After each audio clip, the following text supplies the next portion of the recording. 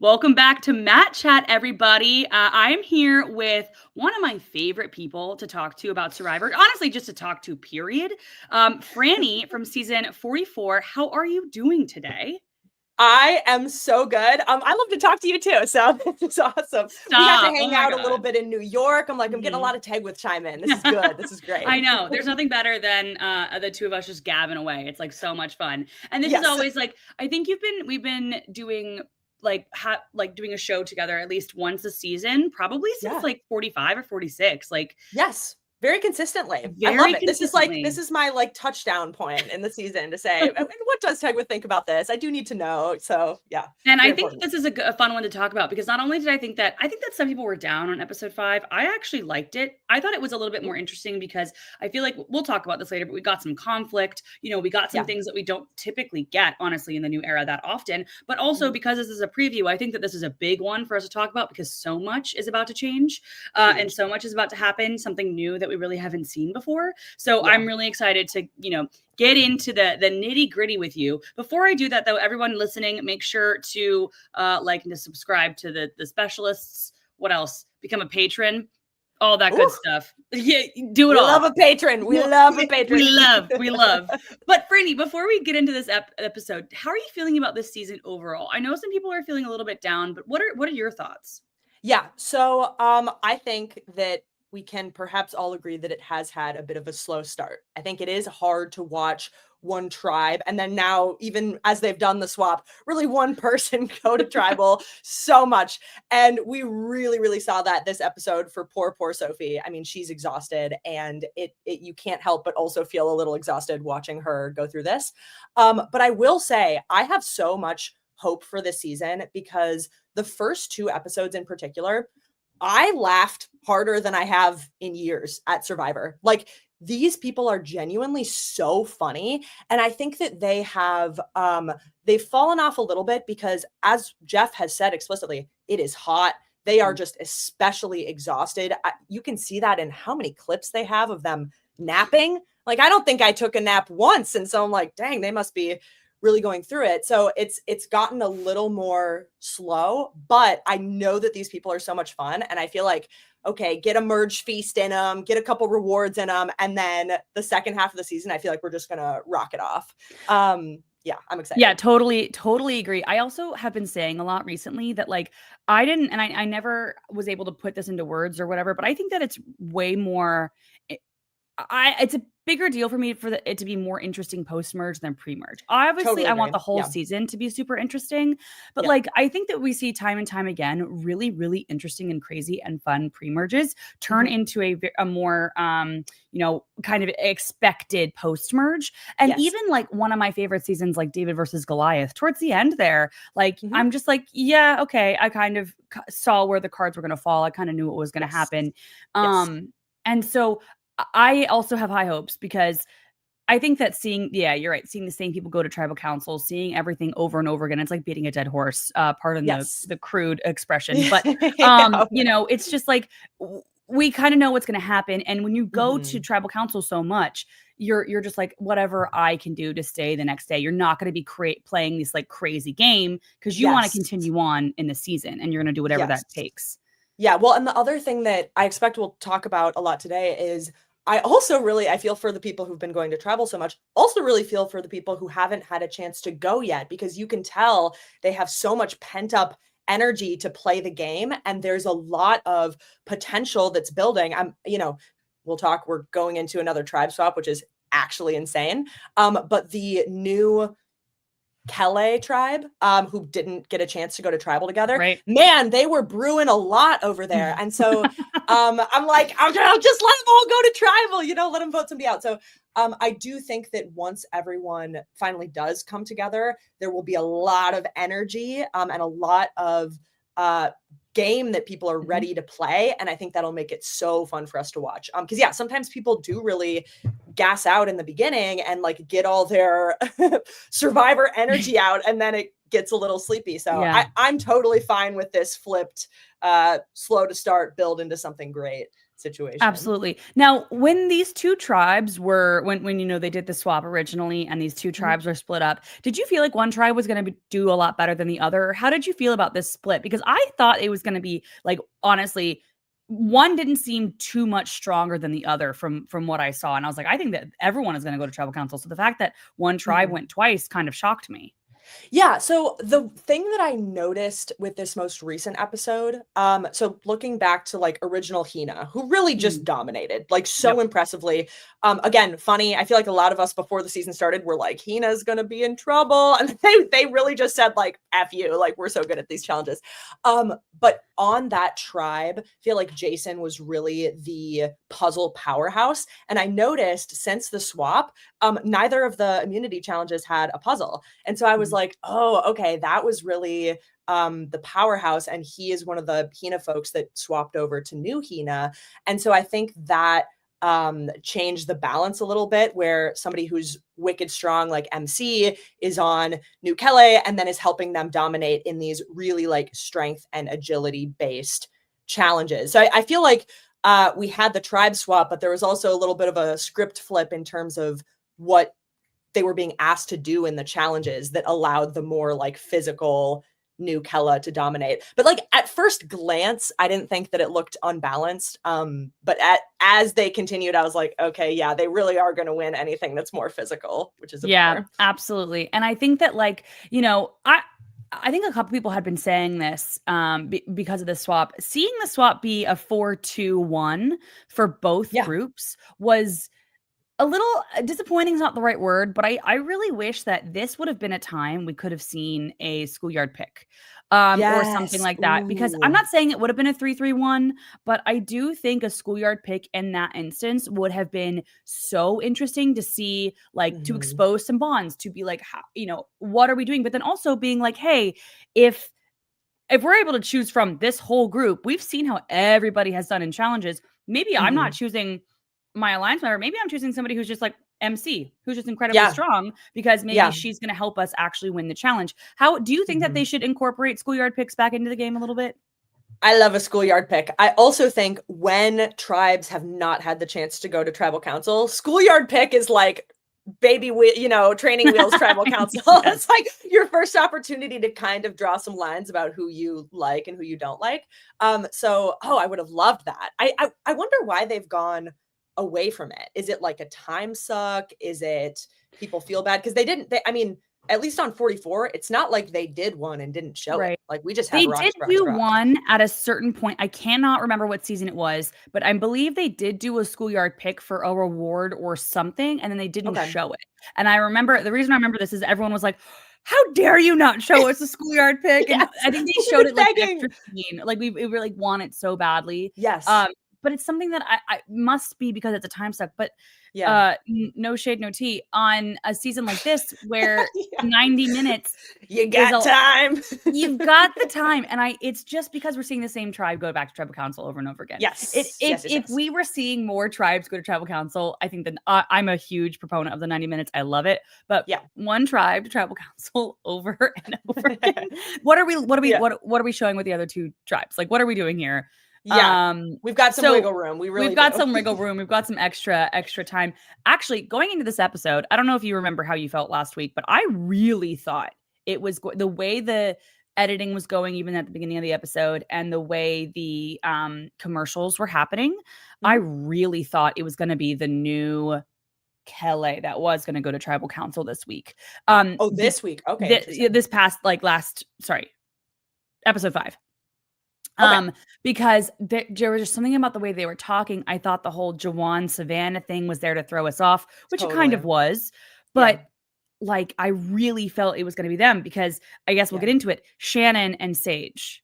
That Yes, I think is the oh, it's the most headline. interesting thing happening right now. Yeah, Yeah. that's the headline. And I'll Yes. start with like Shannon specifically.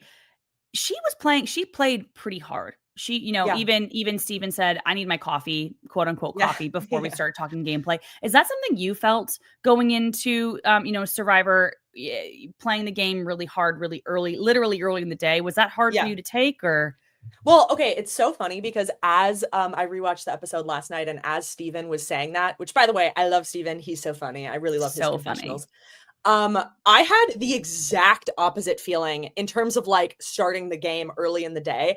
Every morning, I actually slept pretty well, and every morning I would oversleep, and everyone would already be up talking game. And I was like, no, like I'm missing out on the critical conversations. And so the fact that, Steven was awake for a strategic conversation and was like, too early, I want to go back to sleep. I was like, oh, what are you saying? Like, this is important. But I think that honestly, like his opinion on that is just a mark of what happens when you don't go to tribal council. Like, I think before you go to tribals is kind of like a thing that you don't really realize until you're there. Speaking only for myself, all the conversations that you have feel a little like fake or a little like performative, like, oh, we're like playing Survivor. But until you have to go and have to actually write a name down, it doesn't feel that like critical. And so I think you get these situations where Steven's like, bah, I don't want to talk right now. It's like, okay, later in the game, you're going to be like, wake me up at 3 a.m. We got to have a conversation. But yeah, with Shannon and Sage, it's really interesting because I think Shannon did come out of the gate really hard, really fast. And I think if Kella had gone to tribal early, it would have benefited her because it really took a couple of days for this to develop where people are realizing, oh, Shannon's playing really hard. And then finally we see the moment where Alex and Steven connect with Sage and they really all connect the dots there. If they'd gone to tribal 2 days ago, I think that Sage would have just gone home. But now if they go, I don't think that'll be the case, which is interesting. I think that's a really, really good insight because I think you're totally right. I think, Sage did seem like she was on the outs. And, the only negative really we heard about Shannon from that tribe was Steven being like, she's a shark in a spiritual guru's body. Yeah.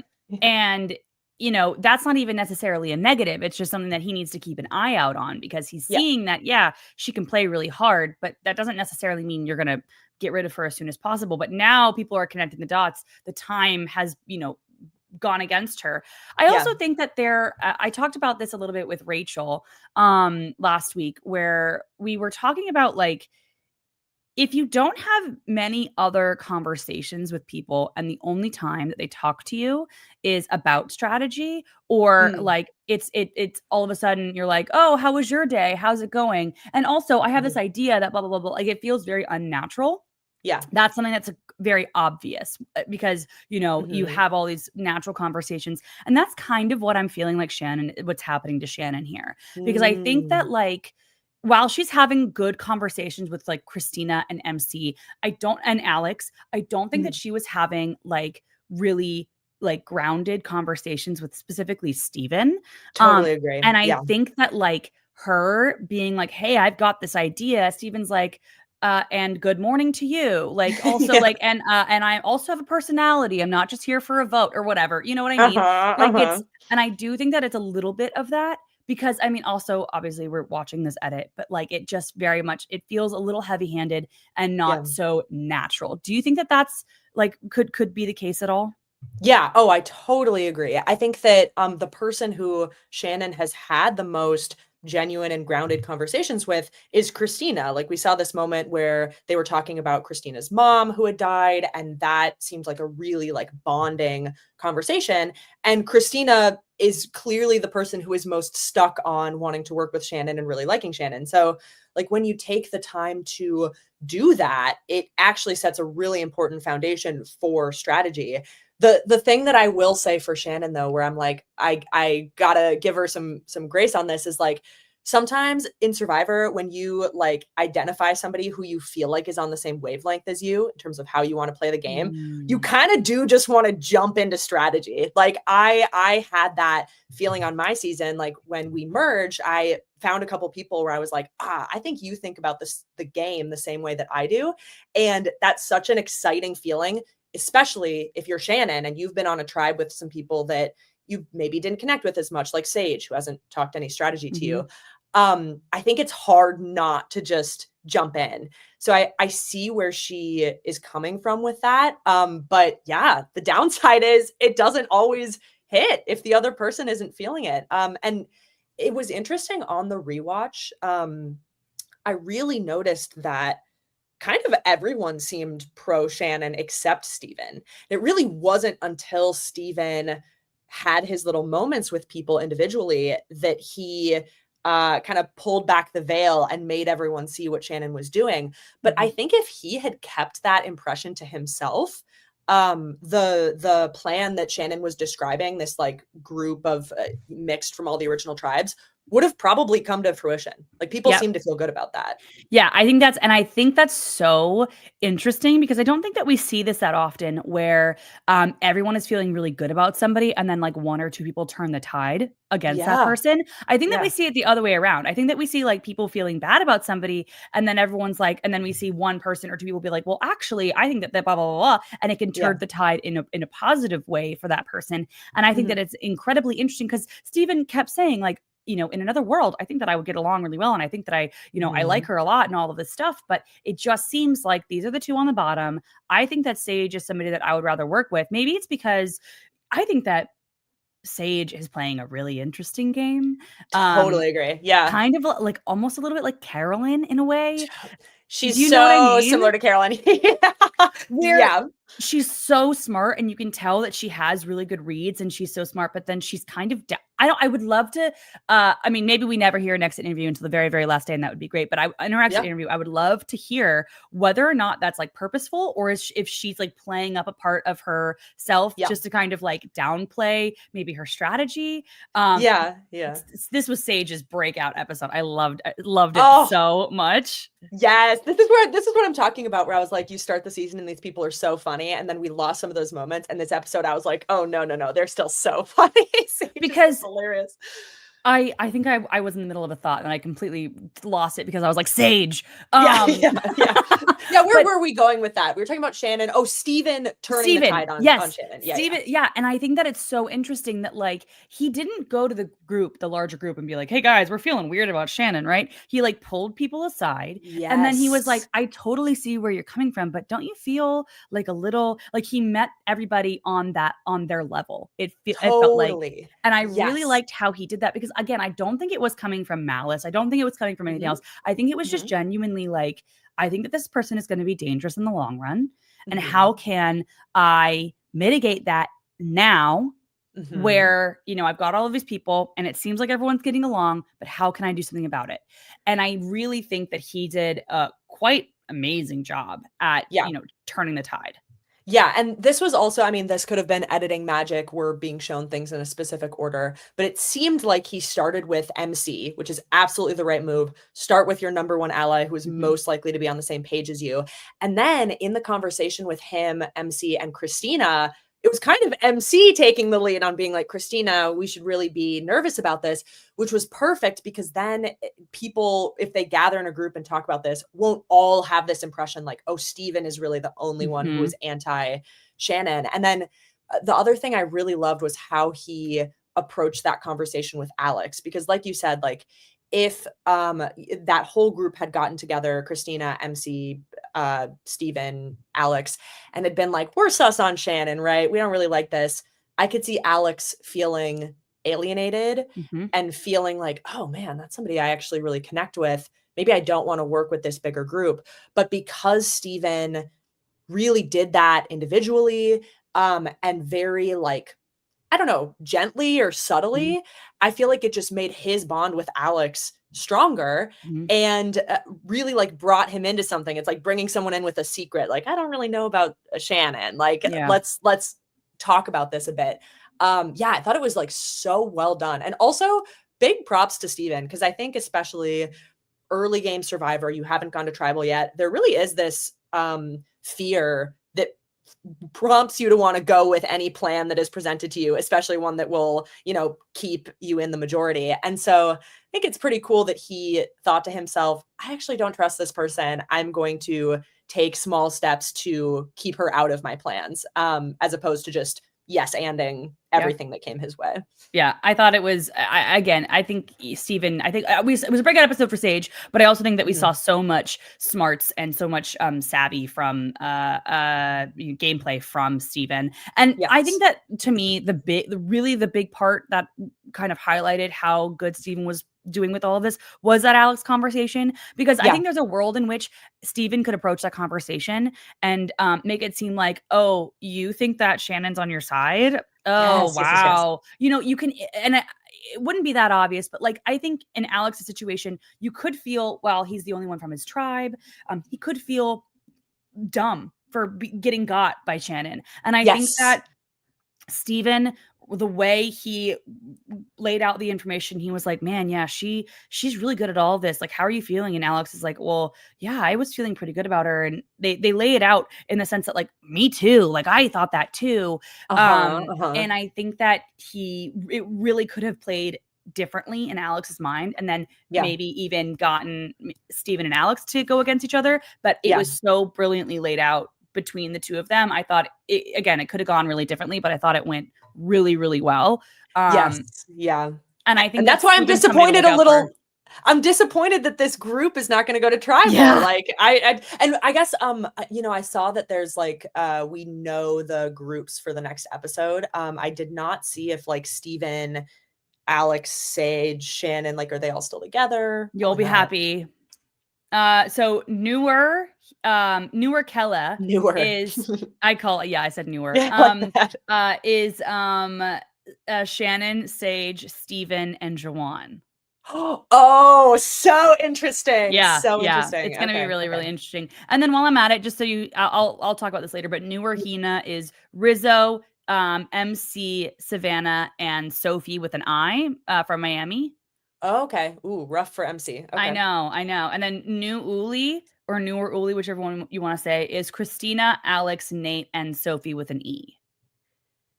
I know. That's a funky combination. This one is the one that I'm like nervous about.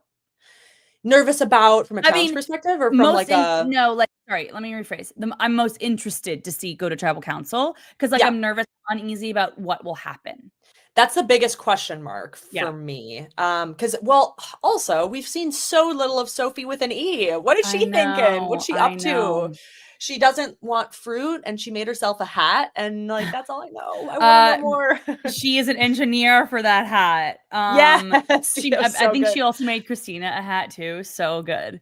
Yeah, I loved that. Did anybody like on your season like make anything like that? Yeah, so Jam like wove himself a hat. That was like actually very impressive. It was like Ozzy style, or was it Ozzy that wove a hat? Yeah, it was very similar to that.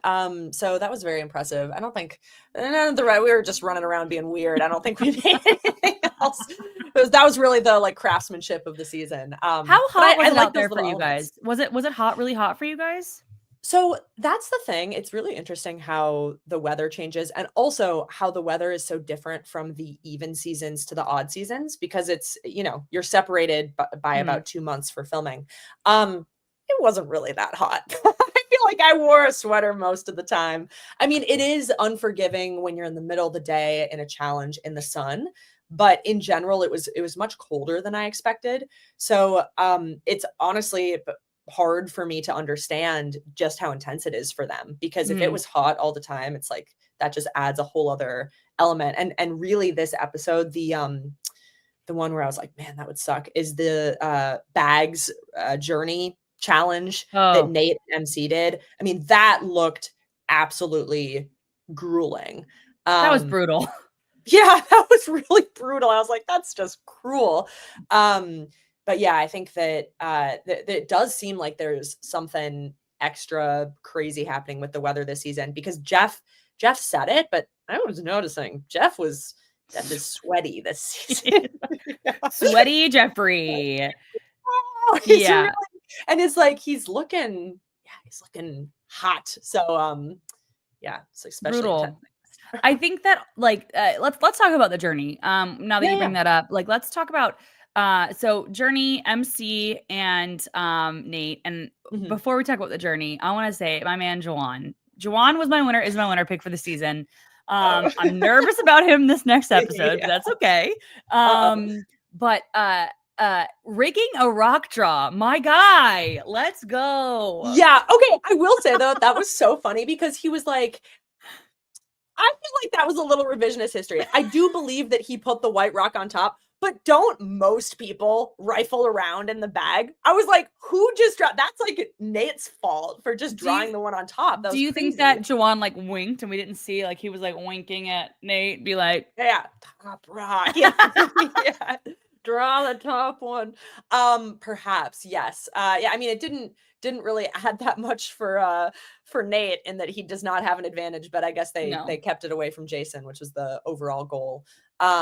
But yeah, I love a little rigging moment. I like when people decide to have those extra, exert control in small ways. I like when people are like trying to be. I like when people are sneaky on Survivor a little bit, like Sophie overhearing or like listening, or like Sophie also like hiding the box. Like I like it when people have the instinct to do something other than just whatever kumbaya is the the shoe bandit, the shoe bandit, the ocean also stealing a shoe. The ocean, yeah. So I love that that's an instinct that people are having this season.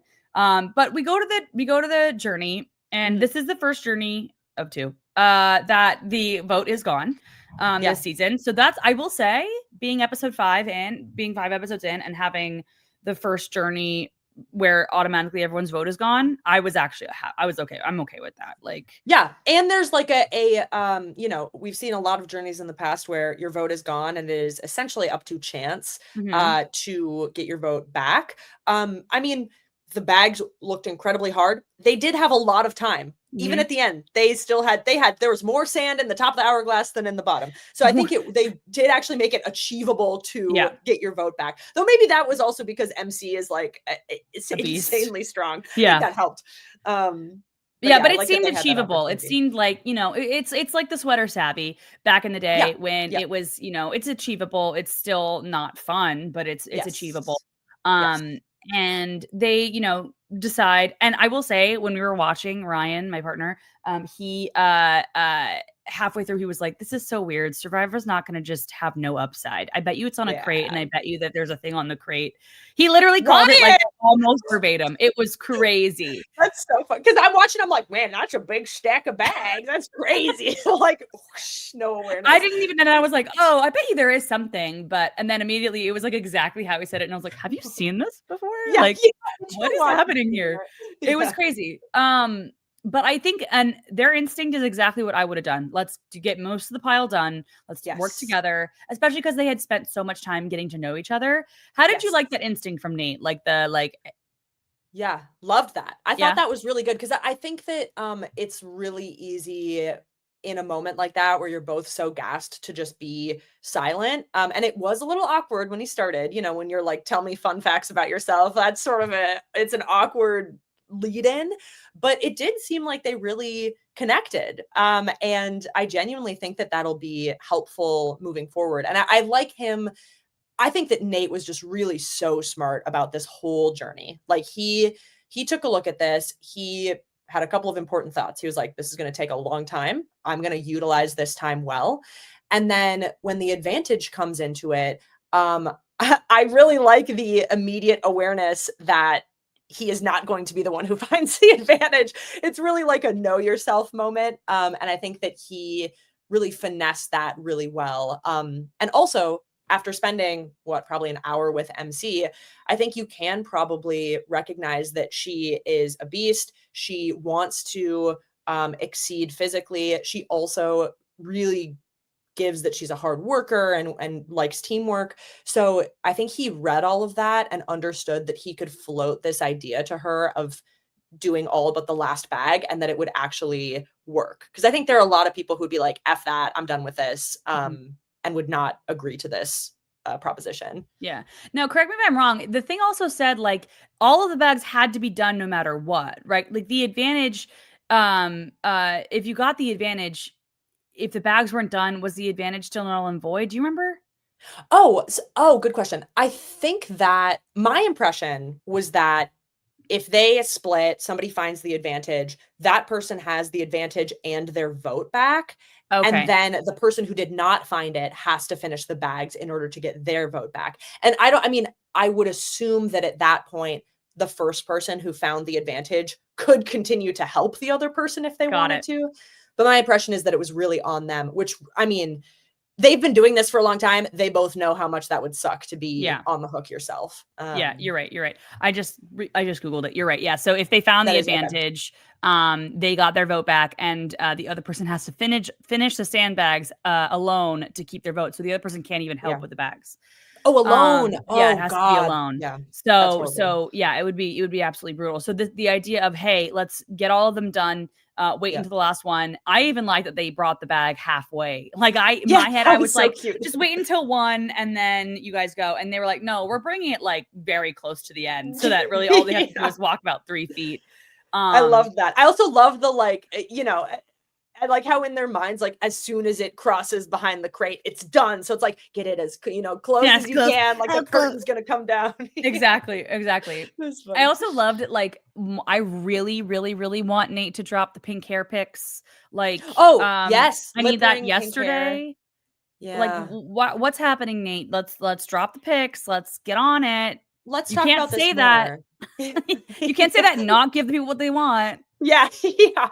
Just in general, I really love Nate. I mean, he's like they're really playing up this, he's the older guy, he doesn't understand the lingo.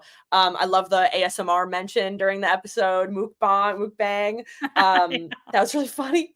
But I mean, Nate is cool. Like Yeah. Nate's hip and cool, and I can't wait to find out more about him as the season goes on. I also think that it's so funny to me that he is, a big time movie producer. I mean, like almost as big Huge. as you can possibly get. And that he also is somehow still out of the. He's like, I think he's playing this up because there's Yeah. no way that you Oh, are yeah, yeah, yeah. creating movies. I mean, let's be real. Marvel movies, yeah, they're for everybody, but they're geared towards like younger guys. Yes. Like, Yes, yes, yes. typically, I mean, women are now more, but it's not like it's like ages, I would say 25 and under is their, I think. Yeah, I mean, that's their probably. demo. And Yeah. so I think that like him, I think he's playing it up a bit. And your dog agrees. And she agrees. She's like, "I love Agrees. Nate." Big Um, Nate stands. big Nate stan in the house. Oh, Yeah, she's so so is it you can hear it, you can hear it a no, lot? it's not that bad. It's not that bad. Okay. I think it's the mailman, she's gotta make herself known. Of course, that's Um her job. That's her job. But like, well, and also, I mean, Nate has kids. I feel like when you have kids, you also hear the slang. So he's playing it up. Like I think he wants to be perceived as like the older guy who's maybe not as much of a threat. But yeah, he's really thinking and He's he's doing good great. work. I loved how he asked MC. I don't know if we actually got her answer, but as they're bonding, he asked her what her favorite movie is. I was like, if she says Black Panther, that's crazy. Like, if you're Nate, do you say like that's my movie? No, okay, so I would love to hear your thought on this because I don't know if this is a hot take. I think, and I've been saying this a lot this season, that in general, not telling people what you do as it for a job and not giving your 100% like truth is actually maybe not causing more harm than good for some people, but I do think that it's making you lose out on bonds Yeah, that you could potentially have. And I think totally. Nate I understand that, there's this idea that if you get to the end in the final three, people might not want to give $1 million to somebody who's already very wealthy. But Yeah. hey, guy, you got to get there first, right? You Yeah. you got to make your way, and then you can deal with that problem when you get there. That's a good problem to have. Yes. Yes. But I do think that if he tells people or like shares it with somebody who, and it's like, it's between us or whatever, that he is a producer for, I mean, people love these movies. Like Yes. I Everyone knows these movies. everybody Yes. knows these movies. Like Ryan and I will watch them. Like we've gone through all of the Marvel movies probably once or twice or maybe even more. Like Yeah. people love these movies. I do think that there is a bonding moment that you're missing out on because Yes. there's a connection there. Yeah. And you don't have that when you just don't tell anybody. Do you Yeah. agree or No, I totally agree. I think it's also like as diligent as you are about, hiding your past, hiding your profession, coming up with a fake story, people put a lot of thought into this. There will always be disconnects or holes in your story when you are lying about your job. It's just true. Like, this was something that I really noticed on my season. I started on a tribe with Josh, who was a doctor, but he was lying and saying he was a personal trainer. And it's like, you're bonding, you're trying to talk with somebody. We would ask him about personal training and he like wouldn't really know what to say. And I was like, this is your job. Why do you not know what you're talking about? And so it does like impede your connection, because you really do want to get to know these people. Like, as you're sitting there on the island, you're like, okay, I'm going to know these people for the rest of my life. We're going through this crazy experience together. I want to understand you. And I think that he also has this central issue of like not quite connecting with the younger folks on his tribe. If you say that you are a Marvel person, they're going to be like, no way. They're going to ask you so many questions, and like that, it just prompts so much connection. And real talk, many of the people who go on Survivor nowadays are wealthy. So also, I think that he's probably in good company. Yeah. And I also think, like, let's be real. Like, I don't, maybe this is a bad look for me, but I did theater growing up. I was a theater major in college. My dream was to be an actor. If somebody is a big time movie producer and I'm on a tribe with them, yeah, I'm gonna keep them as safe as I possibly can. Are you kidding me? I'm gonna be like, hey, yes, let's get you to the end. And I'm not saying that that's a great look for me. But it's just like that is the goal. Like, imagine if he had told Jawan that he was a Marvel producer. Jawan would be like, hey, what can I do for you? Why don't you sit out and I'll do everything? Like, how can I? Do you want a coconut? Can I get you anything? Can I get you anything? Want a foot rub? Like, what do you need? And I'm not saying that that's necessarily what he wants, but this is a game. You want to get to the end. And I do think that there's something that he could have used. And again, like when you work in film and movies and things like that, like you think about it a lot. Like, obviously everyone thinks about their job, but like it's typically a passion for a lot of people and you think about it all the time. And I think that like, I think it'd be crazy. Like, if I went out on something, like, let's say I went to a bridal shower a couple of months ago. And I went into it being like, hey, Tegwyth, don't bring up Survivor. Like, nobody there. Like, no you Survivor. Tell yourself. Because it's such a big part of my life. Like, I can really truly bring any conversation back to Survivor. Really, it's quite a skill. Skill, curse, I don't know. Skill, squarely a skill. Yeah. Okay. And like halfway through, I was like not a good conversationalist because I was so focused on don't bring up Survivor because not everyone watches it and people are gonna think you're weird and all of this stuff. And then halfway through, I was like, just be you. And then all of a sudden, we were all having way more fun, and everyone, like, we were chatting, and it was great. And it was like, if I had just started that from the beginning, it wouldn't have been awkward for the first hour. Yeah, like, surprise, when people talk about things they're passionate about, they are fun to be around and speak to. Yeah, it's counterintuitive, but it's like, it's just the truth. And also it's like, it's just cool. Like, it's just cool. He should really bring it up. He really should. I hope that he has some sort of like reveal at some point. Like a Julie-esque really reveal where she like says she's a lawyer right as she's leaving or something. Yeah. It's here's the question. Or no, that was Katurah. Whatever.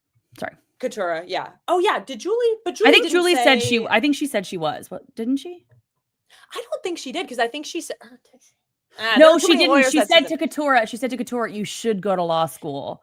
Yeah, and Katurah was like, really? Really? Oh, yeah. Okay, that's what it was. Sorry. Oh, rats. Oh, here's my question: is Nate actually currently a stay-at-home dad, or is he lying about that too? He might be. He is. Okay, I think he is. That's the other thing. It's like, I think that element also makes it a little less threatening, because you can be like, this was like, I used to have this job. I am really a stay-at-home dad now. Like, I'm not lying to you. So it's like, I don't know. People always think that their job is more threatening than it is. It's like, okay, we're all, every job can be made threatening in some way. Like, let's just maybe tell the truth about what we do. And also, I would say, like, if somebody doesn't want to work with you, they're going to find any reason to make you seem like a threat and to get you out. And whether that's if that's your job, where you're from, how old you are, whatever it is, people are going to be like, hey, I don't want to work with this person. I don't like them that much. How can I get them out? And they're going to find the path of least resistance, no matter what. Totally. And so I think that your job being a threat, I think is kind of like an overplayed thing, because I really don't think it is. I think that like even now, if you tell me that you're a lawyer, I'm gonna be like, okay, and Yeah. uh Yeah. Cool. great. Like I really don't think that there's a job where I'm gonna be like, unless it's no, I don't think there's a job at all that would make me feel like I'm now threatened by this person in this Yeah. game of Survivor. Because let's be Agree. real, everyone's starting on the same foot, unless it's a half returnee, half non-returnee. Everyone Yeah. is playing Survivor for the first time. I don't care what your day Yes. job is. We're all here on this island in Fiji. I Mhm. don't care how Mhm. prepared you think that you are. Yeah. You've never done this before, so I think we're all starting Mhm. off on the same foot. Yeah, well, and the reality is if you do nothing in the game and then get to the end and say, "Well, I was a lawyer the whole time," that's not gonna get you the win. Yeah, So then, like, what difference does it make? It's all based on what you do in the game anyways. Yeah, yeah. he should say at some point. Now, I do think that like at the end where so back at the journey when he is like, I really don't want to look for this anymore, and the more MC looks, the more she might find it. Do you think that MC like was just so tired of looking and she was like, I know that there's so much sand left in that thing, but I don't really care at this point? Or do you think that her brain wasn't, or like, do you think his lie worked, or do you think like later MC's gonna be like, well, I think that he was trying to get me to stop? Yeah, it was interesting. So my read on that is that she really was just so exhausted that she was like, "I don't care anymore." I actually think that for Nate, like, at that point, they have agreed to move the bag basically to the end. He knows that he will have a vote. I don't see like a huge problem with allowing MC to get the advantage, Mhm. especially if you know about it and you can make a connection about it. You know exactly where it is. You can decide if you want to work with her and have the advantage maybe benefit you, or use that as a tool to turn against her. It didn't feel like 100% necessary from my perspective, but I think that even just like MC has a confessional about how, oh yeah, Nate might have been like up to something. I think that's gonna like percolate in her mind a little bit. I don't know. I feel like these journeys like don't always have as big of an impact on relationships as we hope they will. They put in a lot of work to bond, but then maybe had this weird moment at the end that could have undone some of that. Mhm. I'll be very curious to see if they actually have more of a connection in like a merge, or if it's just like, oh yeah, I know this person slightly better, but we maybe had a weird moment and then it ends up being sort of a wash. Yeah. I think you're Yeah. totally right, and I especially think that you're right because I think that like um MC, mainly because this season having a disaster tribe reinforces the bonds of the tribes that win more and more and more. And I Yeah, think totally. when you don't have to go to tribal council and you don't have to vote with somebody out, all you're doing is just bonding all day. That's all you're doing. Yeah. You're sitting Yeah. around, and yeah, you're in theory playing the game, quote unquote playing the game, but like you're not, because you're not going to tribal council. Yeah. And so you're just sitting around eating as much as you can, Hmm. and bonding and maybe taking some naps or whatever, getting ready for the challenge. And I Hmm. think that this is also, having a disaster tribe is the like what started all of this, like the Hina versus Uli, that Yep. like they're so bonded. They're so Yes. they're they're clearly the opposition. It's not even, they don't, not even worried about the blue tribe in the middle at Yep. all. It's like it's us against them. And when it's us Mhm. against them, it leads to more straightforward votes, exactly like we saw in the last 2 weeks where it was Hina Hina. Yeah. Because Uli's not gonna go against Uli right now because it, they spent 10 days getting to know each other so well. And Yeah. it's hard to break those bonds. And I think it's hard even on a swap tribe. And I think it's hard even on a journey. And I think that when you have a disaster tribe, it's just those bonds get a little bit harder to break each time. Yeah, and I think it's frustrating as a viewer because when one tribe doesn't go to tribal for a long time, they also, like, build up some resentment. Hmm. Case in point, Jawan and Savannah, she can't stop talking about how annoyed she is at him. And I think it's really frustrating as a viewer when you see that happening, but there's nothing comes to fruition. They have not voted Jawan out. Maybe down the line, he clearly is at the bottom of this group. At some point down the line, he may become like a sacrificial lamb. But I think it's so frustrating to watch this group that has some dissension and like they still just work together. You're like, what? Okay, well, what was the point of that? Yeah, it's like a really sweet spot that you have to hit in the early game where you don't want to just go to tribal again and again and again, because then you really do just vote off the weakest link because you're trying to survive. So you want to build up just enough like conflict that when you go to tribal, you can actually act on it. Because if you let it go too long, then it's like, okay, Juwan annoys me. He's like my annoying cousin. I'm not going to vote him out because he is family and he will work with me, even though he's pissing me off. And I think that like as a viewer, that's even kind of hard to understand because clearly there's so much like conflict there, but it's just nothing comes from it. I was talking to somebody recently. I cannot remember who it was. So I apologize to them in advance. But so I'm giving them credit. I just can't remember who it was. But they were saying that they think that this is the fault of the shorter game, the 26-day game, because having to live with somebody that may annoy you for 26 days is quite different than living with somebody for 39 days that annoys you, especially because on a 39-day game, there are off days. And so there are off days where nothing happens. You don't go to a challenge, you don't go to tribal, you don't do anything. It's just you're just hanging around there. And so with a shorter game, I think you're like you can kind of view like, okay, I can live with this person until the next tribal council. I can live with this person until the next tribal council, which is only like 2 or 3 days. But in a longer game, you're like, can I live with this person for 9 days? Can I live with this person for 3 more days? I don't know that I can. And I think that that is one thing that we lose in the shorter game, because you're like, it's not that much time. I can live with my annoying cousin for another, couple of days. Less animosity is built up. Yes. Well, and on the flip side, you're thinking like, okay, can I live with this annoying person for, 5 more days? On the flip side, you also have 5 more days to connect with the new person who you just met and make them feel more like family too.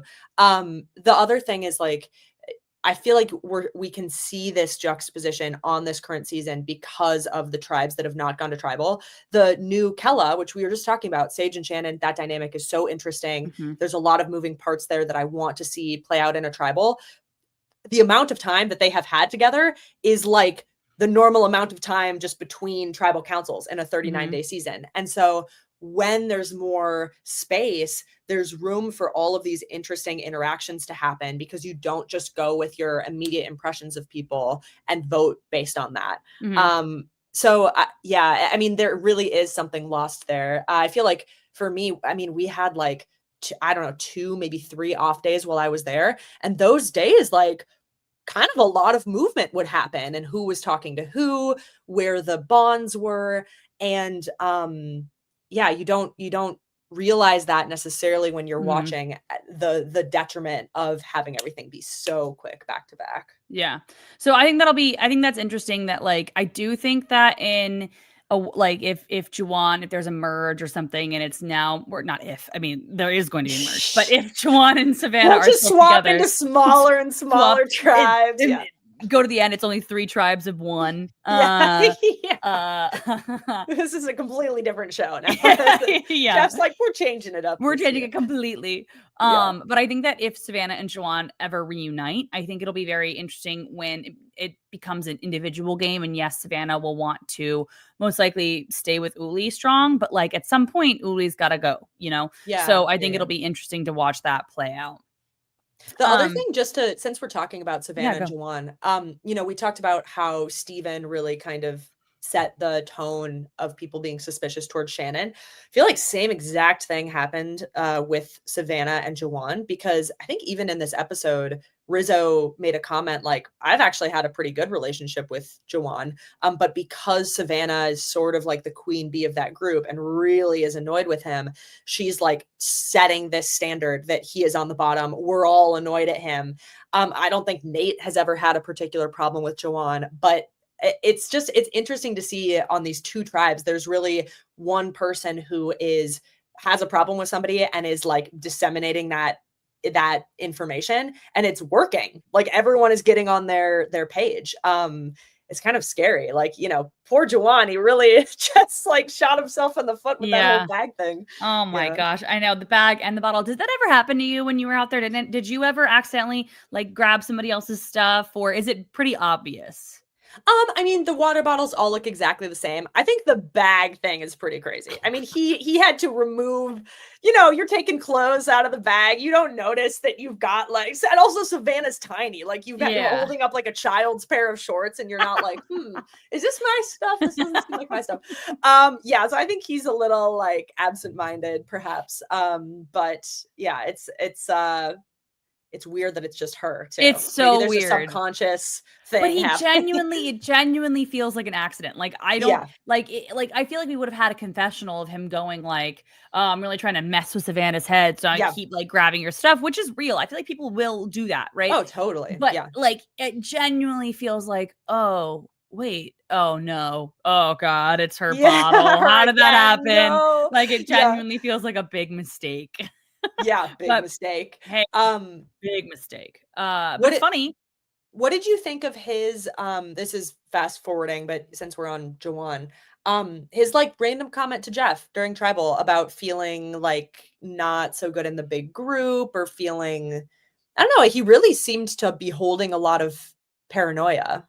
Yeah, definitely. That made me feel a couple different things. Firstly, I felt sad, because Yeah. I never wanna be you never I you know how most everyone has felt that once in their life where they, Oh, yeah. feel on the outs and whatever, and you can't really you know what's going wrong. You kind of, like, Mm, see you're, like, watching a bad movie where you're, like, watching yes. things happen, and you're like, "I understand what's going on, and I can't seem to fix it." And I feel like Yes. that's what's happening to him, so that was really hard. And him also bringing up the fire, which is the Oh, fire yes. is the thing that started it all with Savannah, Yes. where So he's he was aware of it. He really Yeah. knows, which is it I feel like often people are like, "I don't know why people's impressions change." Like he knows it.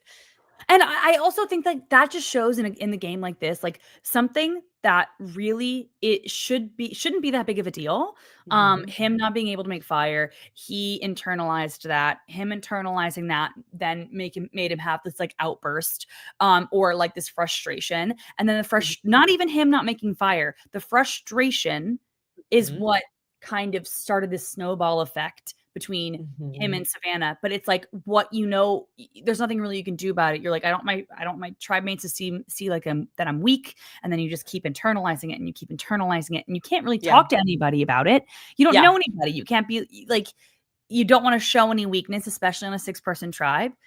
And Mhm. so you just kind of have this reaction, which makes it so much worse, but there's really not much you can do about it. And so in that moment, I was like, oh, he totally understands what's happening. He knows what's Yeah. going on. And it's like watching an accident in slow motion that he's a Yes. part of, but he's watching it from the outside. And I felt Yeah. really bad for him.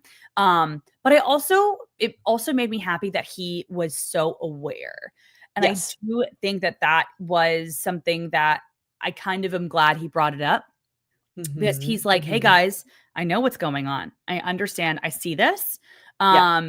And maybe that will open the door for some other people, maybe to Mhm. take them under their wing, or Yeah. to like be like, maybe let's give him a little bit of grace. Who knows? Mhm. Mhm. So I'm glad he said it, but it was still also made me kind of sad. Yeah, no, I had the same feeling because yeah, I've 100% been there where it's like, you know that something is wrong. You know that you're acting weird because something is wrong, and the fact that you're acting weird is making it worse, and you're like, "How do I stop acting weird?" Yeah, I wonder if that will make an impact on Savannah, this speech, because I feel like her she has all these, like, moments with him that are weird, but I feel like her central thing is just, like, he's annoying and he's not aware, and he doesn't realize that I realize what he's doing, sitting in on conversations, taking her Mhm. bag, whatever. But by him kind of pointing it out and being vulnerable, I wonder if that will shake her out of this, just like place of so much frustration that she's in and help her realize like okay, he's actually feeling a little isolated. He's aware that he's being a little off or annoying, like maybe I can cool it with the Juwan shade. Yeah, curious to see how that. Plus, I think some time apart will do them good. So Yes. that'll be nice Yeah. to see. Maybe what are they? Distance make the heart grows fonder. Maybe. Yeah, she's gonna come back. Oh man, I miss it. I love Juwan. Yeah, I know where my bottle is at all times. I miss missing it. yes. Where's the spontaneity of not knowing if I can drink water? Yeah. Exactly. Yeah. I think it'll be really interesting to see them split up like this. Yes. Now one person that we haven't really talked a ton about is Sage this episode. And I know we talked a Yes. lot about Shannon, but I would like to talk about Sage.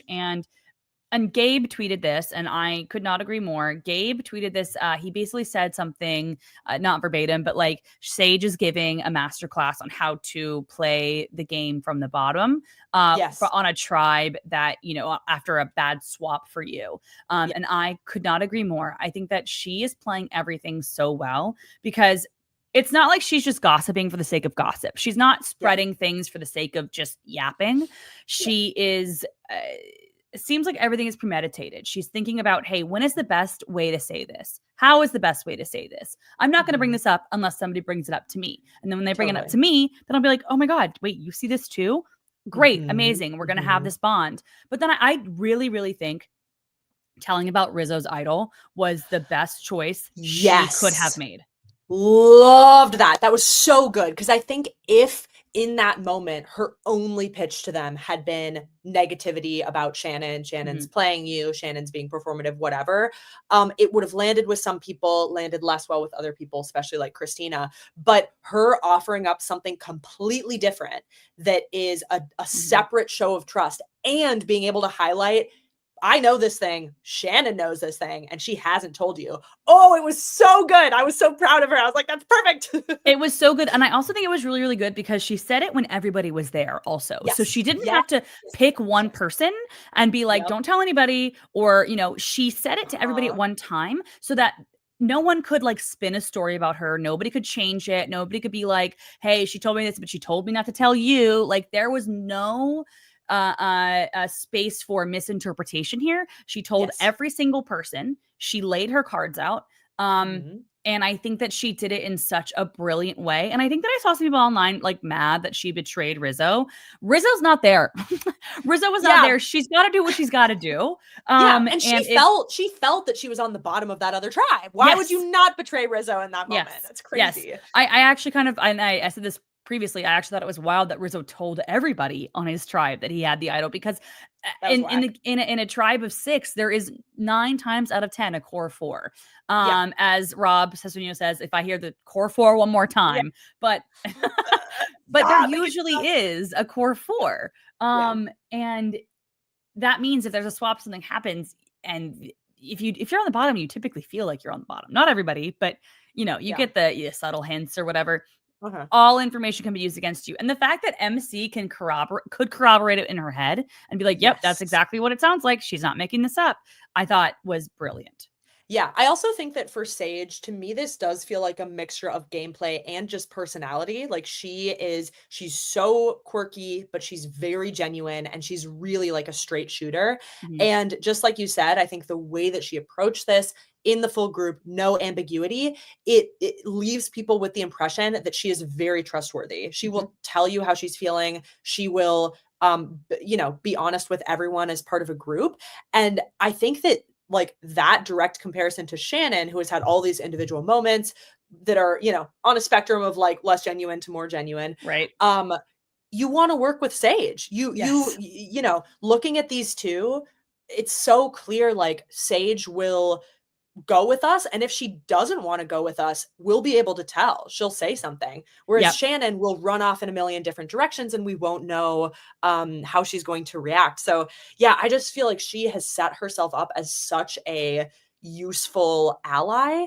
And I also think like, again, I was just complaining about how this tribe hasn't gone to tribal, but I am really glad that they had these 2 cycles to let these dynamics build a little bit, because I'm so glad that Sage got to have this moment with Alex and Steven where they're talking about Shannon. Sage is like, can I trust you? I've felt this for a while, because the impression that I was getting from my side of the screen is like they all maybe thought Sage was a little weird, maybe weren't connecting with her as closely. And then that felt like the egg is cracking open and we're being vulnerable here.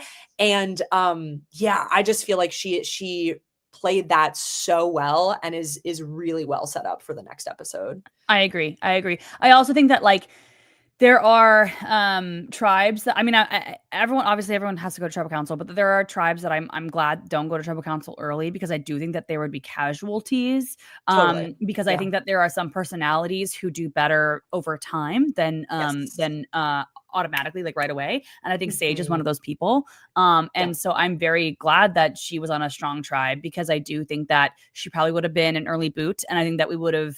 I think we're going to be able to see a lot of fun things. And I was looking at my phone because I wanted to make sure I was right. So a week ago, 2 weeks ago, Dalton Ross posted the hot takes from that he always does. Oh, sure. Yeah. And you were saying like Sage is putting herself out there, as somebody who is trustworthy, because she, it seems like quirky and she's true to herself, but she's also telling us these things. But then this is why I brought this up. So her hot take, I don't know, you can't read this. I don't think you can read this. It says there's no such thing as an honest game was her hot take, which Mhm. completely agree. But I also Yeah. think that knowing this and seeing how she's kind of playing her game right now, obviously it's not an honest game. She's lying to Shannon and Yeah. she told somebody else's secret. But I do Yeah. think that she is somebody who could build people's trust and then turn on them. And I think that Yes. like Yes. post merge, it could be very, very interesting to see her play because I do think that she could be like, yeah, I'm gaining people's trust, but Yeah. I'm a shark. I'm gonna get them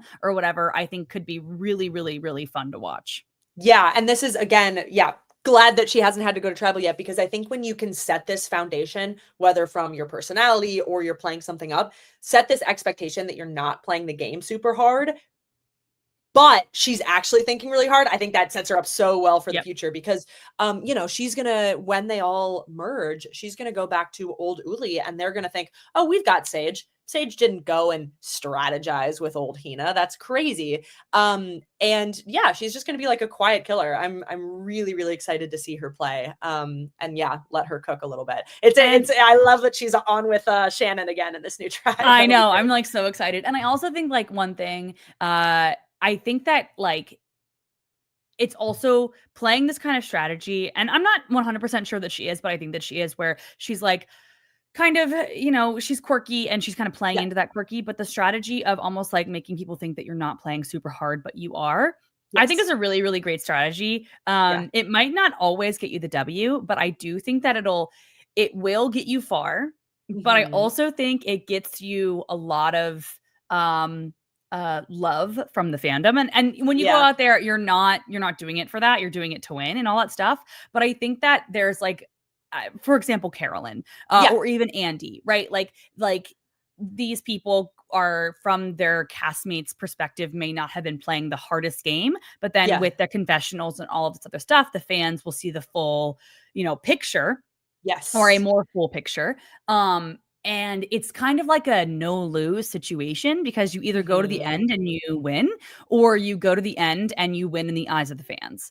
Yes. Yes, yes, Or yes. maybe you could always get voted out, like, right? You might not. But I think that like it's a really interesting strategy because I do think it's a strategy that I really want to see succeed in this new Yeah. era because we've seen people do this. I mean, like I would say like Fabio Yeah. did this very well and Yep. obviously on Big Brother just recently, Ashley Ashley. did it Yeah, hugely. perfection. Yeah, Uh, she executed it just, like, impeccably. I was literally gonna when could we were not be talking about better. jobs earlier, that was the one thing I thought, like, okay, if I had spent, like, 100 something days with Ashley and then she told me she was a lawyer, I would be like, "Okay, I am scared of you now." Like, now I'm concerned. That's the one situation where I'm like, Yeah. "Okay, that's Hey, concerning." there's no rule that doesn't have an exception, right? Like Exactly, there's yeah. it has to be the exception that proves the rule, I would say. Exactly, yeah. Because she did it like could not have done that better. Like she put a Yes. masterclass Yes. of the lying, and it was so I don't know how I genuinely don't know how she did that I because I I loved it. It was it so was so good. good. It was so good. But yeah, I think I'm excited to see Sage down the line because I think she's funny and I Mhm. love, oh my God, the hug with the eye roll. So good. Oh, So it's good. so good. It's such good TV. It's so Yeah. good. It's like Yeah. laugh out loud kind of a thing. Uh-huh. And it's Uh-huh. like, people people will always complain about Survivor. And I think that this is something that people really want to see. They want to see personal conflict. And I think that because we're Yes. seeing it, like I'm feeling full. I'm feeling fed. Do you know what I mean? Yeah, Yeah. exactly. Well, also like back to what you were saying with this being a strategy, I feel like especially in the new era, players don't always, and I didn't do this either, don't always utilize confessionals as well as they could. Like I think it's easy to fall into a trap of sort of just reiterating exactly Hmm. what happened. Beat for beat. Like we see this a lot, especially with like, the journey. Something will happen on the journey, and then somebody will have a confessional stating exactly what you just saw on the journey. And Hmm. I think that can get a little bit boring. But when somebody is able to have these really separate personas of what they're doing on in the game versus what they're telling the audience, yeah, I think that's like really kind of crunchy for viewers. It's fun to see that discrepancy. Hmm.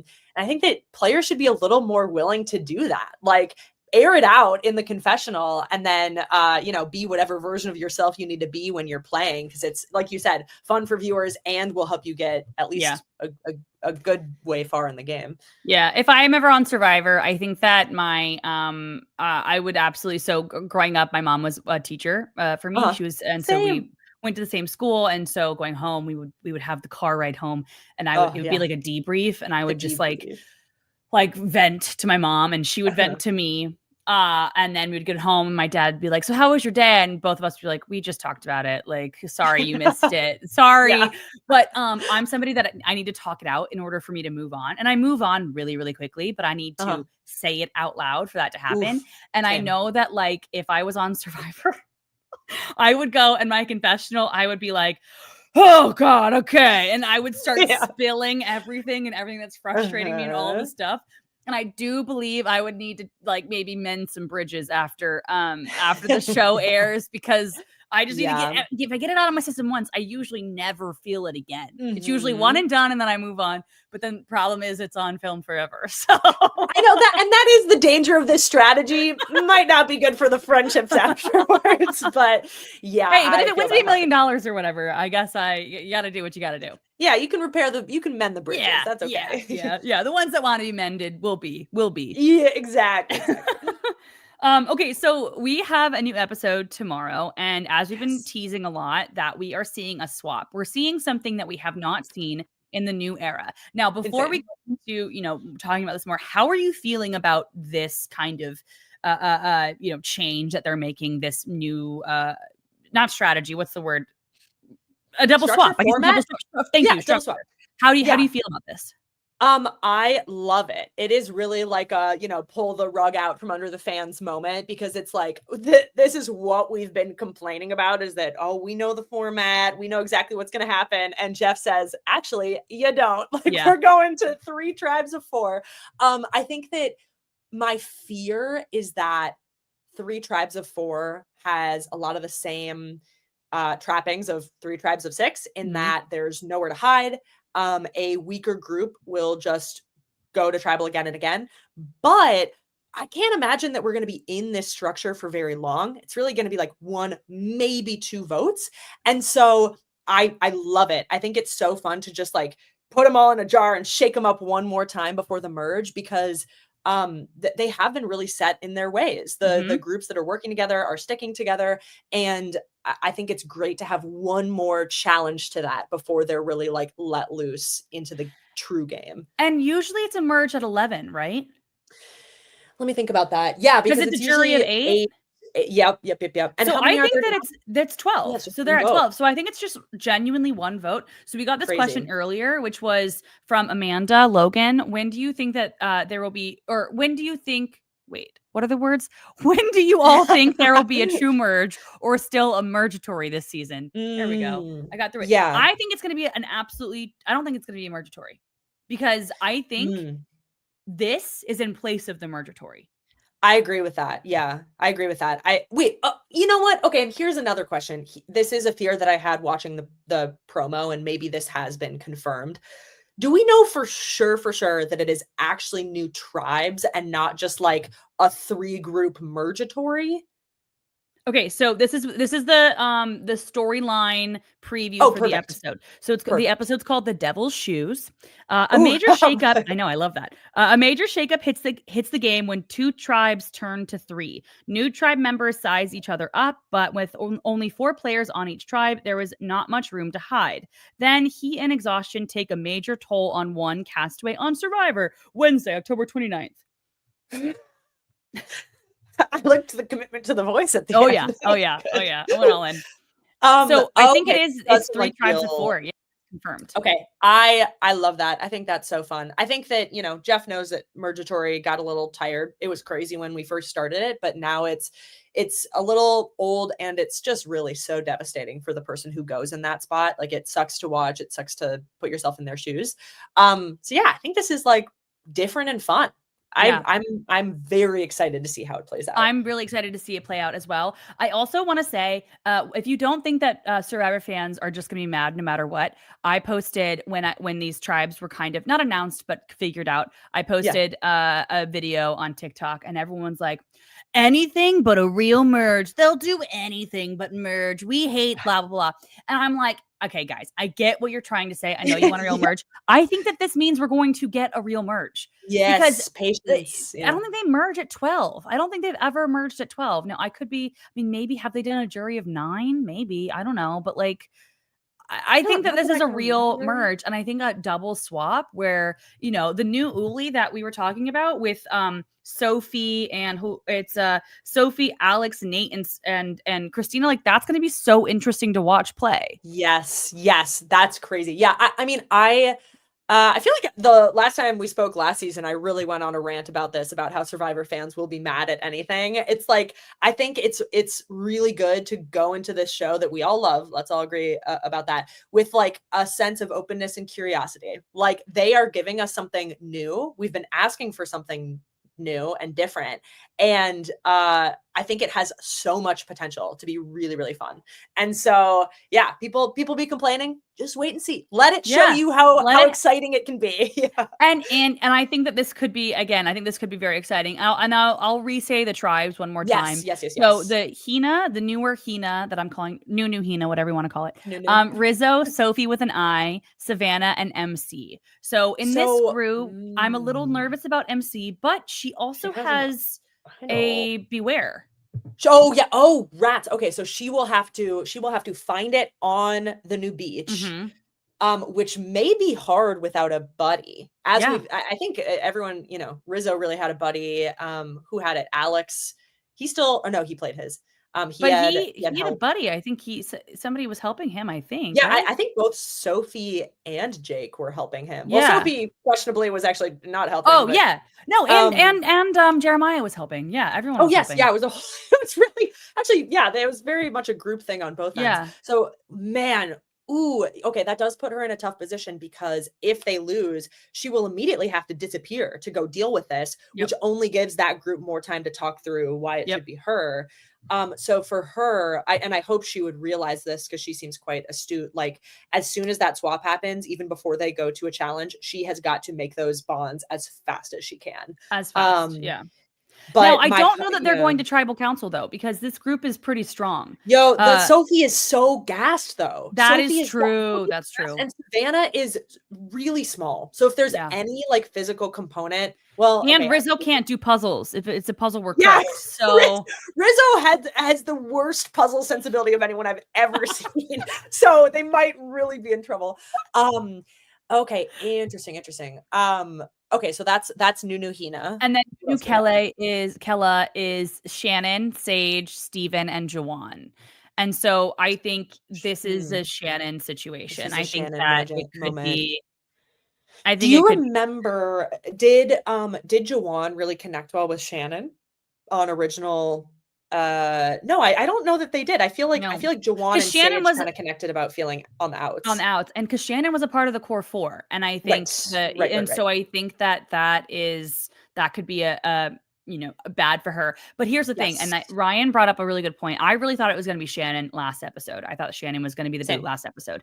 Same.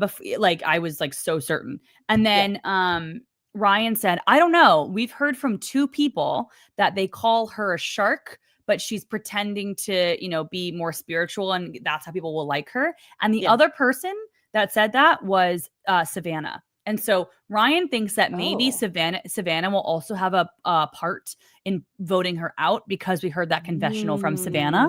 And I think that that's an Mm. interesting read on the edit. So I don't know if maybe like a Savannah vote, maybe Savannah is the first merge vote. I mean, Shannon is the first merge vote. Interesting. So that must have been, so that was like what, episode 2 or something, or Yeah, very early on that it Savannah was said very that. early on, because she was like, I want to work with people who are cutthroat, but I need to keep an eye out on her, because she seems like I see a lot of myself in her, and that scares me, is kind of what she said. It's these people always interest me. Somebody like Shannon, where we have 3 separate people, Steven, Savannah, and Sage, all talking. Wow, so many S's on this season. Crazy. It's really hard for me. I'm not gonna lie. Yeah, I feel like it's like Steven, a tongue twister. Sophie, Savannah, Sage, Shannon. Yes. Yeah. Wow. We have all these people talking about I'm not gonna name them again, how she's a shark. But it's interesting because each of them is also individually saying she's the shark, but people don't realize she's a shark. So it's always so funky to me when there's a person who everyone is individually identifying, this person is suspicious, but I don't think anybody else can tell. And again, I really like that Steven put that out into the open, because I think sometimes people can be like really siloed and be like, oh, I'm the only one who's noticing this. Like, I don't want to say anything because everybody really likes this person. And then somebody who is really a threat and nobody wants to work with can end up getting way further than they should, because people aren't chatting about it.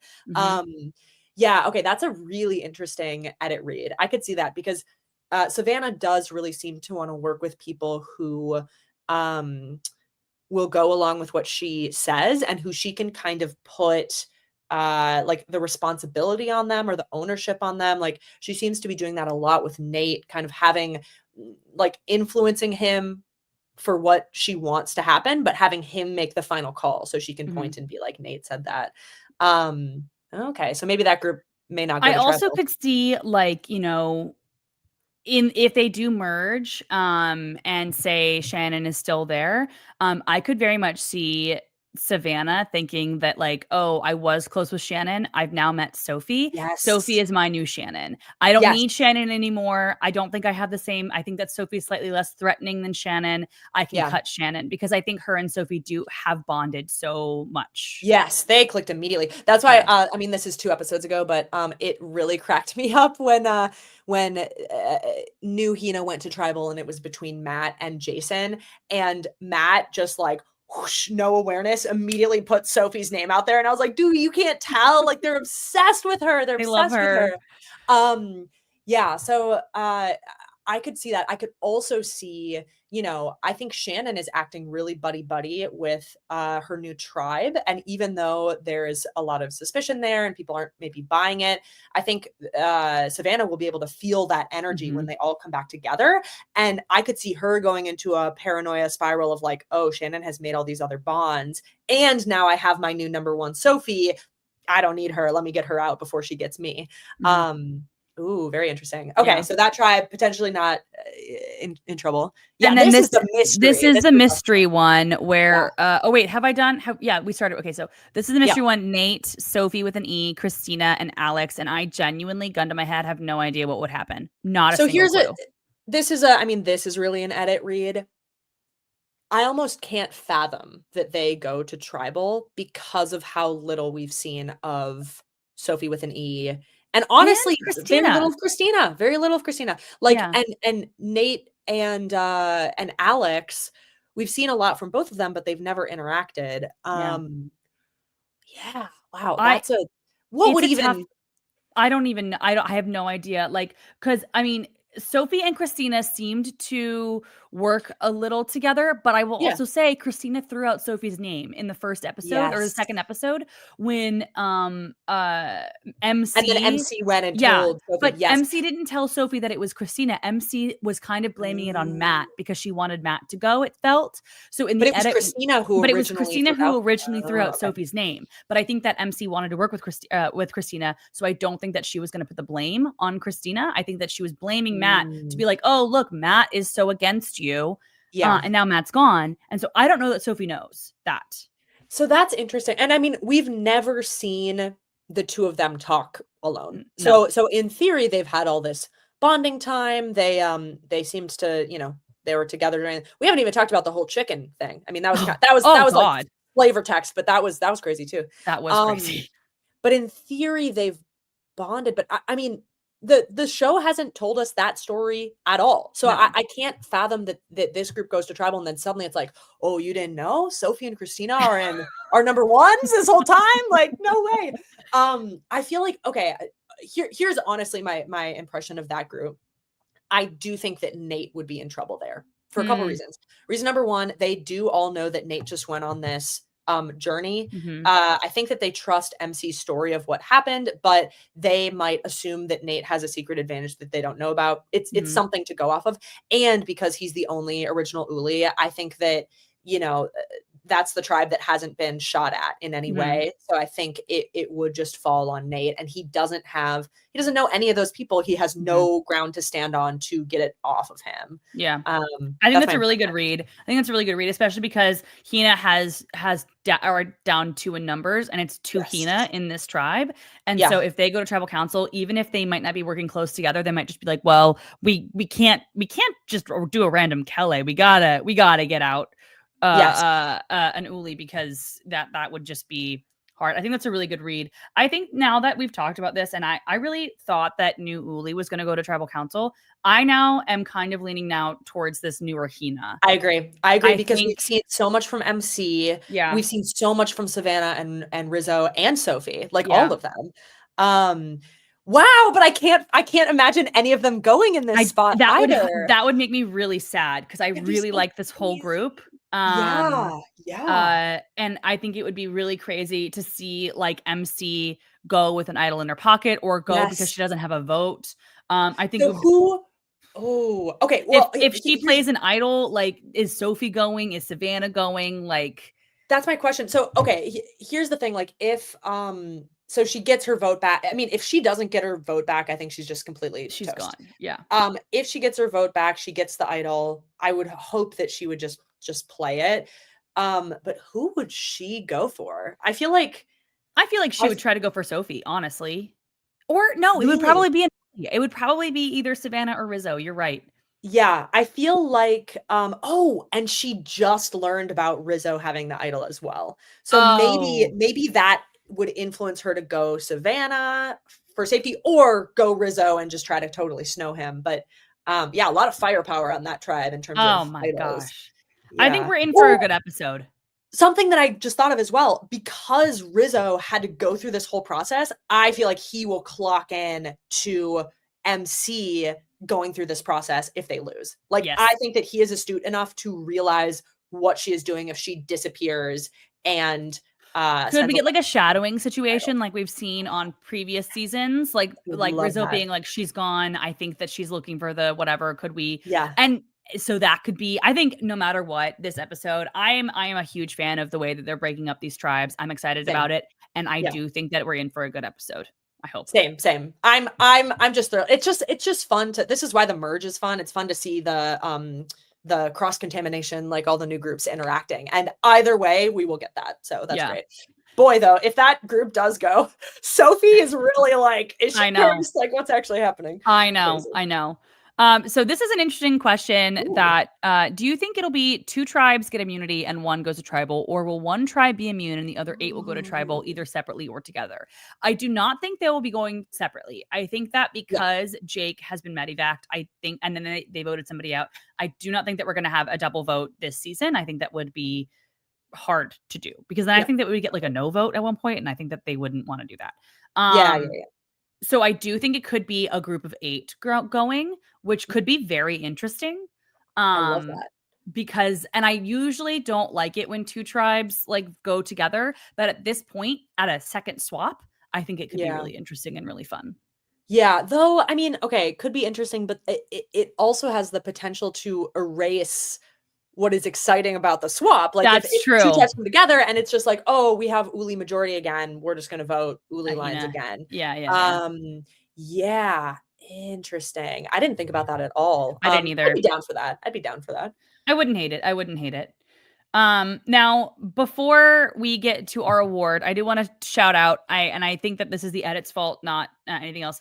Jason didn't get a lot of time. I feel like in his boot episode, which No. I think stinks. But I do want to shout out. I think that Jason was a very strong player, and I think that he just was unlucky. And I think that Mm. I think in a world where he goes to the merge, he could have, I think he had bonds with MC. I think he had some bonds with Sophie, and I think that he was making his inroads with Joanne and some other people, and so I do think Mm. that there could be I do think that if they didn't go to Triple Council twice or whatever, I do think that we could see him go much further in the game. But I'm sad to see him go. I was really excited for him preseason. I Mm. just wanted to shout out Jason real quick. Yeah, yeah. I mean, I think he was in a tough position. I don't know. I had a slightly different impression, honestly. I feel Yeah. like because he did seem like he was not part of the core group Mhm. on original Hina, which he didn't seem to realize. Like he came That is into true. his new tribe and was like, I'm locked in with these people. I think that it would be easy if he made it to merge to point to his puzzle skills and get him out for that reason because he's just so strong with them. And I was a little like, when he first entered new Hina, I was disappointed with his like yes and skills. I feel like people did kind of come to him and say, like I think Rizzo specifically said, you seem trustworthy, like I like your vibe. And he said something like, oh, trustworthy in comparison to who? It's like, don't say that. Just say like, That oh is yes, thank true. you. You are also trustworthy. Let's have a conversation about that. Like I think that he and I think it comes from a place of him being analytical and wanting to Mhm. understand what's being pitched to him and what's being said, but it came off as defensive and not wanting to work together. Mhm. Um, so that and he did improve in this last episode, and he did seem to make more of those connections. And again, it's just them losing again. It's a really tough pull for him. Mhm. But I wished he had been on the ball a little bit faster when they first came together. Like I think the strategy of saying, I can't wait to go back to my old tribe is not it when you Yeah, that swapped. was really weird. I also think that he was saying that, and he was like, I got connections. If you save me, I've got connections with old Hina. It's like, uh, you guys are going to be in the minority. I don't think I need those connections. Yeah, yeah, yeah, yeah. It's like, or I could just vote you out. Yeah, yeah. Don't need you. Yeah. I also think that what was oh shoot, what was I gonna say? The It'll come to me later. Never mind. I just think that I think that he is so good at puzzles, and I think that he and MC kind of approached the alternate slightly Yeah. differently, and I feel like Yes. MC had a more full idea of how she was going to play, where I feel like Jason kind of was thrown off by it. Agree. Um, Yep. because I think the odds of you actually going in as an alternate are kind of low. And Yes. maybe you coming back is pretty high, but I think that the odds are pretty low. And I do think that being thrown off makes sense. But I Yes. do think that maybe he was slightly more thrown off than she was. Agree. Yeah. Um, I see that potential there that you're talking about. I see mhm, that. I think that he would have really thrived on season, 51. me too. Because he's got that confidence and he comes in knowing what he Mhm, wants to do. Because it did really seem like he was off balance a little bit the whole yeah. time to me. I didn't get the vote for Rizzo. I knew he did that, but I didn't understand why he did that. Yeah, I mean, we saw a 2-second moment where he says to Yeah. Jawan, like, "What if we go for Rizzo?" But and actually, let me take a moment to give props to Jawan because even though he hasn't voted with any of the, folks on the bottom, he has really engaged with them enough that they feel like he's on their side, Yeah. which I think is a mark of a good player, being willing to do that. So I mean, they must have had enough of a conversation that Jason felt, like, confident, but it was such an interesting flip because last week he was like, "I'm 100% using my shot in the Yeah. dark," and then this week really felt like the week to use your shot in the dark, Yeah. and then I didn't do it. But you could see as Jeff was reading the votes that he was like, "Oh, rats, I Yeah. misread this." And that happens. It totally Yeah. happens. Made me sad, but I then Yeah. when he then was just happy in his final words, I was like, "Man, I almost got real sad there for a second. I know. No, I loved his attitude. He had a really good mindset about it. And yeah, he did the best that he could with a bit of a tough goal. And you know what? I am happy that he played the game, because not only was I thought he was fun, and I thought he brought a lot of, like, I don't know, he made me smile when he was on TV. He also brought up Kenny from Gabon on our screen in the year 2025, which is, yes. we needed that. We needed and we wanted that, and I'm just thankful. I'm just thankful for him for that. Yeah, that was a big thing. That was a big moment that he gave to us. Big moment. As honestly a Kenny from Gabon stan, I was like, hell yeah, let's go. I see you. That's the core of all of this. Is you just want you're a Jason stan because you're a Kenny stan. It's all literally. I love Gabon. I think it's a crazy season, and Kenny is one of those people. Every single time I'm like, if I could bring back like a list of like 10 people I could bring back, Kenny is like number 6 on that list. I want Kenny back so bad. Love that. Perhaps a slightly hot take. A little bit of a hot take, but I think he'd be fun. Him and Ace. Ace is, I think if Ace got if Coach was not a part of Tocantins, I think Ace would have a much bigger role in the Survivor world. Oh, interesting. You think Coach like overshadowed? Yeah. Okay. Because I think Ace was kind of like a coach for like the 4th time, 90th time. Yeah. 90th. You're right. That's actually the correct number there. Yeah. Wow. Big L for Ace. Really got overshadowed. Sorry, Ace. Okay. Before I let you go, I do like to end the episode with the Alley-oop award, which is this very silly, fun, goofy award that we give to somebody who we think is setting themselves up best for this next episode. This one's going to be a little bit interesting because I think that like there's a lot of moving parts here. There's not only who we think did really well this episode and maybe is setting themselves up well, but there's also the swap that we know is coming. So like, you know, somebody who may have set themselves up well in their own tribe this next episode, it may not be so great because they're going into a different swap. So for example, I think that Alex was really setting himself up well within his tribe. But now I'm like, I feel like all of that work is for naught, at least in this next episode, because these are people he's literally never met before. Except for Christina. He knows Christina. So I think that plays a little bit. But do you have an idea of who you would want to give this award to? Yes. So, okay, before I say, remind me of the tribe with Sage, Shannon, Steven. Who's the 4th person there? Jawan? Sage and Jawan, yep. Okay. So I think that if we had no clue what was happening next week and it was a presumed mergatory, I would have absolutely said Sage.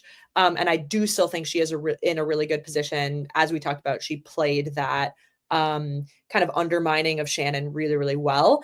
But given the foresight of what the groups will be, I actually think Steven is set up really, really well because he should be in a horrendous position. He is one Hina on a tribe of 3 Ulis where Hina has not had any blood spilled and there's bloodlust for it. But I can't imagine him going home in that group. Me neither. At all. I agree. Which is crazy to think about.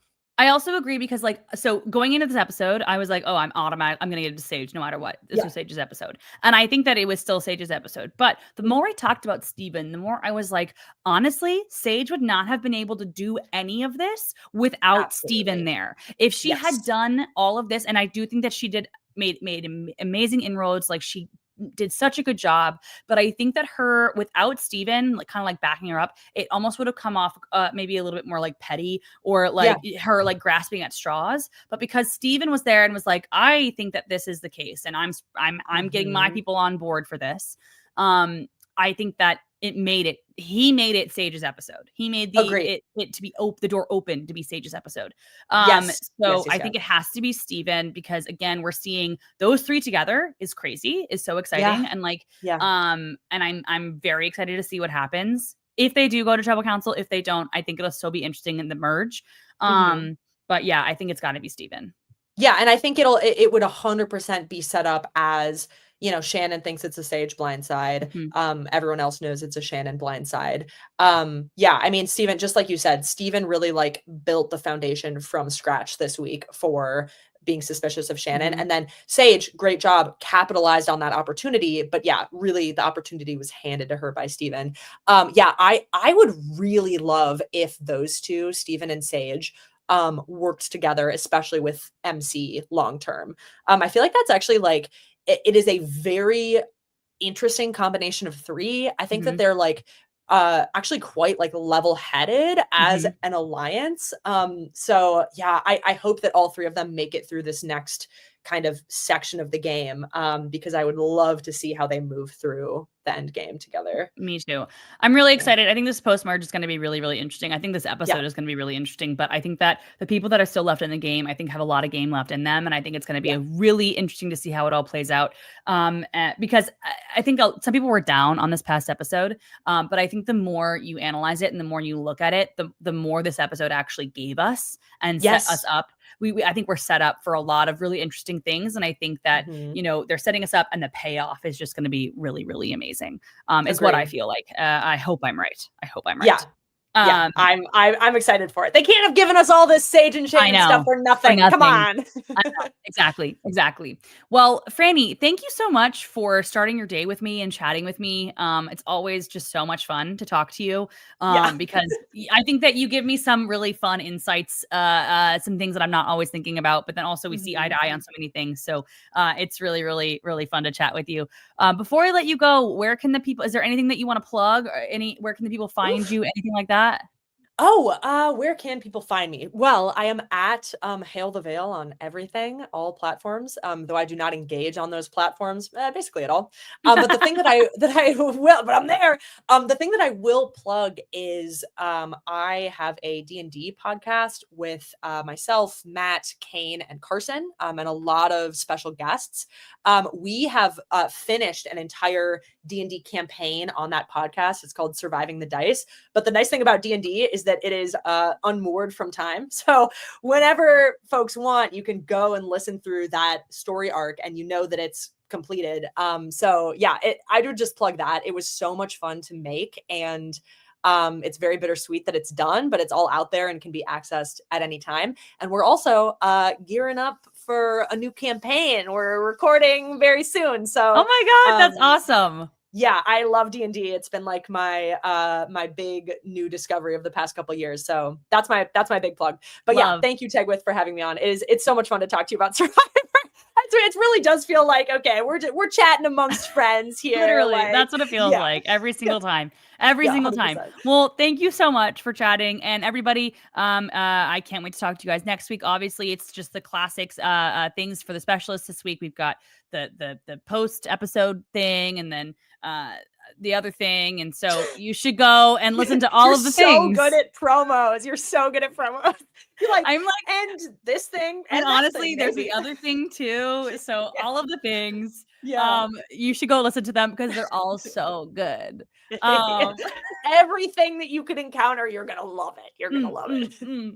mm. But thank you all so much for starting your day with us and chatting with us. It's such a blast, and I will see you guys next week. Bye.